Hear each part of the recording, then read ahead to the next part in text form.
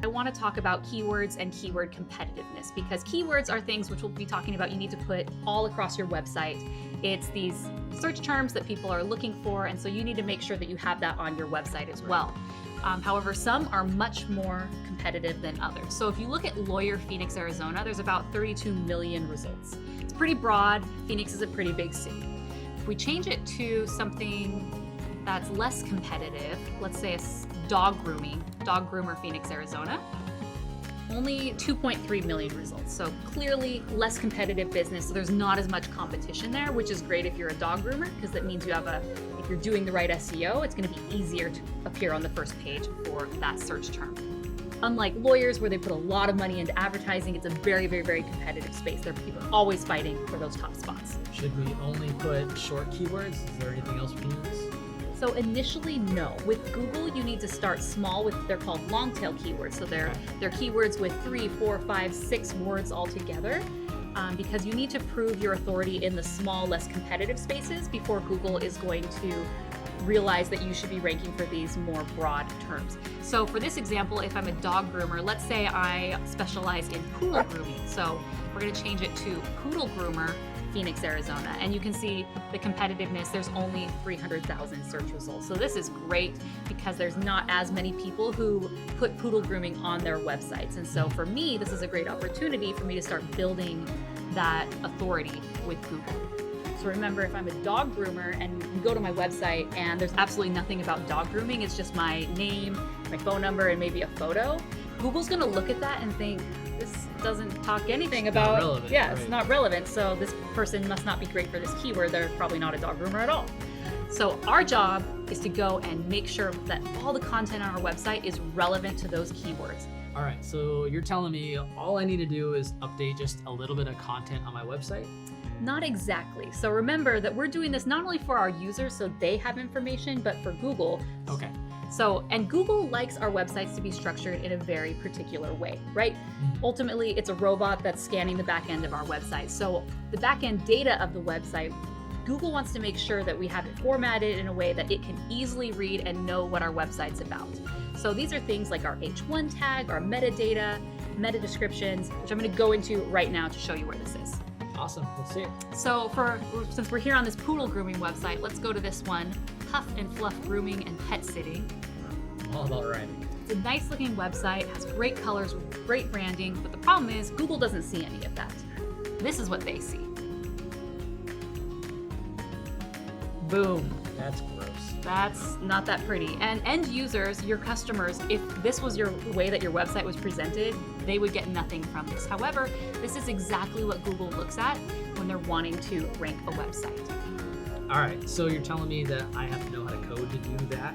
Not necessarily, because modern day website builders already have this built in here. You can see with this website, they're actually using a plugin for WordPress called All-in-One SEO, where you just put it in and it just makes it super easy for you as a non-technical user to update all of these SEO elements, which is awesome. So as part of this, you need to have your meta title. So this is basically the title of each part of your website that when you go back to the search engine results page, this is what will show up. So for this example, they set their meta title for Puff and Fluff Grooming and Pet Sitting. And then you can also see right here, the meta description, they get to choose what that is. All right, so that's the basics of SEO, the search engine results page, everything on your website. We just talked about everything on site that you need to do to your website. So now let's talk about the things off site.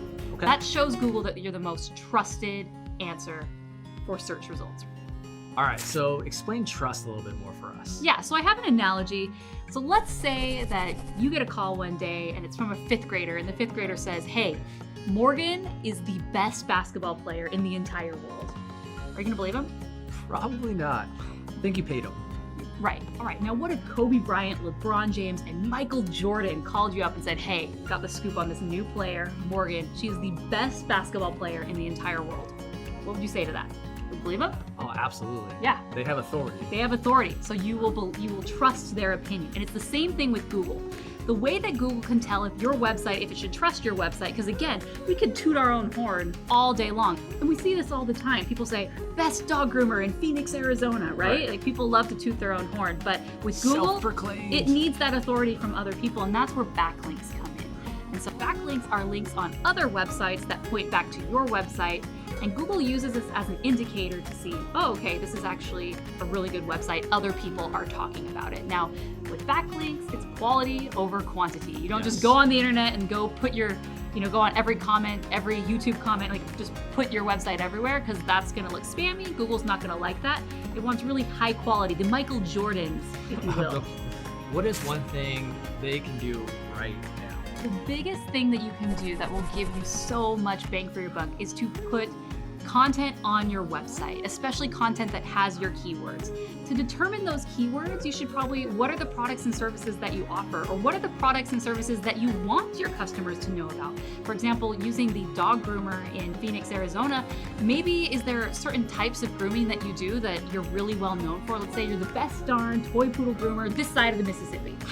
Okay. You should have a separate page with content on it about that specific service that you offer. So that's what I would recommend.